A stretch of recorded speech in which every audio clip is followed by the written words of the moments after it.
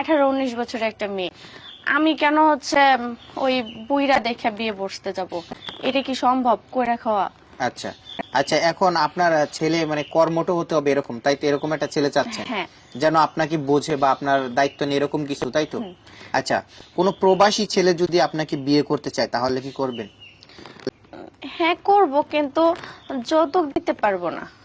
না, প্রবাসীরা অনেকে আছে, এরকম অনেক সহৃদয়বান ব্যক্তি আছে যে আমাদের দেশেও আছে, প্রবাসী আছে, দেখা যাচ্ছে যে ভালো একটা মেয়ে চায়, টাকা পয়সা চায় না, দেখা যাচ্ছে অনেকে। হ্যাঁ, তো এরকম যদি কোনো ছেলে বা কোনো ফ্যামিলি যদি আপনাকে নিতে চায় তাদের ফ্যামিলিতে মেয়ে হিসেবে বা পুত্রবধূ হিসেবে, তো আপনি কি মানে যাবেন কিনা এরকম?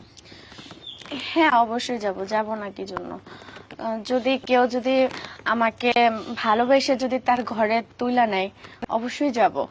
আর একজন অসহায় মেয়েকে যদি কেউ জায়গা দেয়, তো আল্লাহ তাআলা তাকে অনেক ভালোবাসে। তো সেই আচ্ছা ক্ষেত্রে আমি মনে করি কেন যাব না, হাসি মুখে যাব।